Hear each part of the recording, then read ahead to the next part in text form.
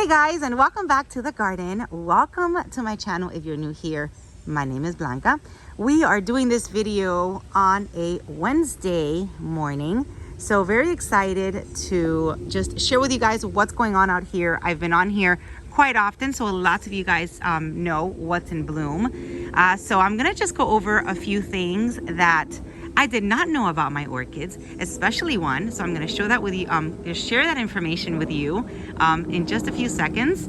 But wanted to just show you that one of my violettas, one of those buds is opening, and she is just so beautiful, you guys.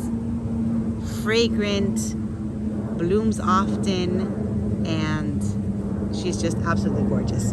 I also have over here some more of my cattleyas in bloom. So now I've got a total of 4 flowers opened. These I attached to my trees about 3 to 4 years ago, maybe closer to 4 years ago, and they do bloom about once a year. And these are fresh, beautiful blooms, a little wet because of the sprinklers. And this is a tag. So these I got as bag babies from this company right over here. I got a whole bunch at a show. I brought them home. They were tiny and I attached them. And they are all over my orchid section. It's what I used to call my Cattleya section before I created my orchid section. So I've got 4 in total. This one's going to bloom soon. I have to check out the flowers when they open because I think this roughness around the buds could be thrips. But I've already treated for thrips. I've already treated for fungus. So I'm also looking to see how my orchids are doing this morning. And I've also fertilized, and I will be fertilizing again on Friday. So hopefully I can come out here and make a video for you guys when I do that. Now I wanted to talk to you about my Vanda Ben's Evergreen Delight. So what you're seeing here that's happening to this Vanda is that it has cold damage. Look how it got, you guys. Our temperatures dropped down to the 40s and it has completely changed the way that this Vanda looks. This is how it normally looks, which is white and green at the bottom, and it has completely changed the color of the Vanda, and it is indeed cold damage. It has a little bit of specks when you first get it, but not as much to cover the entire flower and now look like it has kind of like a brownish mask. I did send pictures over to Ben and he did confirm. So this is the Ben's Evergreen Delight. Here's a tag. So I did send some pictures to him because I thought that maybe the colors were because the Vanda was aging and it turns kind of like a brown tone. But he did confirm that it was the cold weather that damaged it. So very important note to self: once the temperatures drop, if I have this orchid in flower, I will definitely bring her in because it totally changed the color of the orchid. It's no longer white and green. Now it's like a brownish white and green tone, and actually it does not look bad. I thought maybe that the flower just turns like that when it ages, but if you guys have any of these in your collection and you are experiencing some cold weathers coming up and it's in bloom, go ahead and bring it inside if you don't want the colors to change. I've been evaluating everything, and so far this is the only orchid, maybe because it's white, that the cold has damaged the actual petals. So just thought I would share that with you guys because I was surprised to see it too. So what I'll probably do is that since we are expecting some temperature drops this weekend, I will probably bring everything in bloom back under my terrace. So many of you guys are loving my new grid that was built here in my orchid section. And I am thinking of getting another grid and possibly putting it around some of my palm trees, or maybe one of my palm trees. I'll probably get like another set and just put it somewhere around either this palm or around this palm. I do have coconut trees, so I don't want to put it under any of those. Those are my coconut trees because I'm afraid that the coconuts will ruin the grid and damage the orchids. So we're going to try to keep them on on the palms. So I do have royal palms out here, which are really, really big and thick. So I'll probably need like 4 grids to go around that. But really thinking of adding more grids to the collection. I'm not gonna take away from this look, which is my hanging orchids, my hanging Vandas that I have everywhere and I enjoy everywhere. But you know, it's always a room to add more orchids to the collection. So I want to, you know, I want to get that and also implement that extra grid in the garden.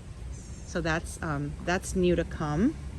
Maybe not soon. I'll probably do it maybe towards come summertime. I want to enjoy the grid that I have and enjoy the orchids that I have out here. So we'll see. I will definitely keep you guys posted. I also wanted to share with you guys, let's see, that I was very excited to have my Cymbidium bring out a flower spike. And then I was checking my others. And ta-da! I've got another Cymbidium, you guys, in bud.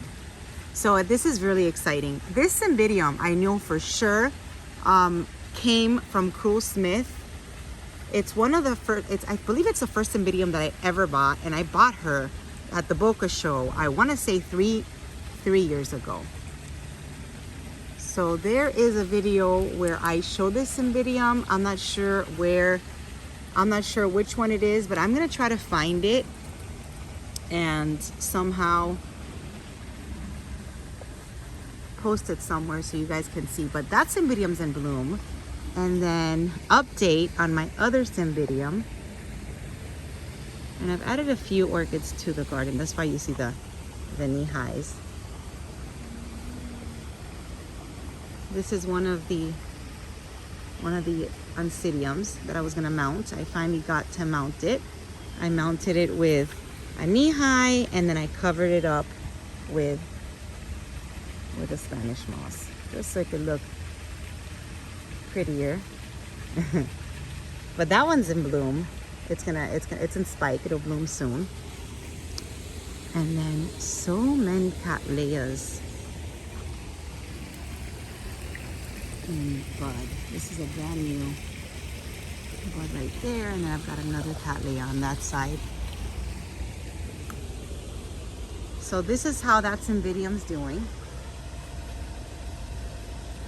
Hopefully it'll bloom. So I'm not sure if that Cymbidium is the one that I got with Ben, which is a blue one. I mean, a blue one, a yellow one, or one that I got with Carmela back at a show, which is pink. Either one is beautiful, so I can't wait to see the blooms on those, and I will definitely tell you guys what Cymbidium it is and what it's called. And then now you can see that I can actually get them to bloom. So this one has been here in this gumbo limbo, and it's even like, it looks like it's falling, but I'll fix it once it blooms.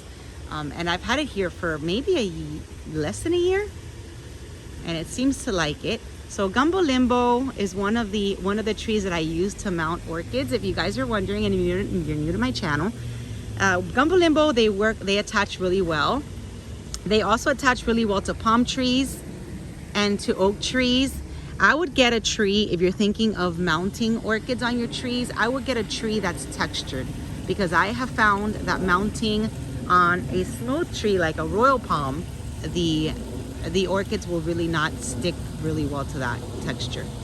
So you want to get something with textures. And I've got a ton of flower spikes on most of my phals over here. Most of the phals are spiking. So if you're thinking of attaching any, and I've never walked, I haven't walked over here in a while.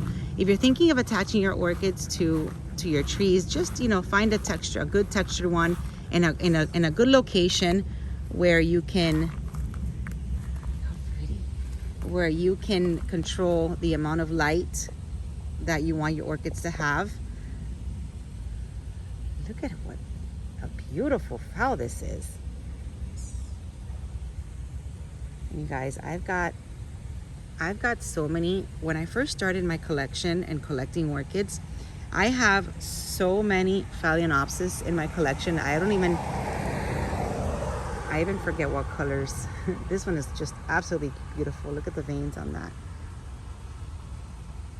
And they love it. They love to be attached. I got them all over.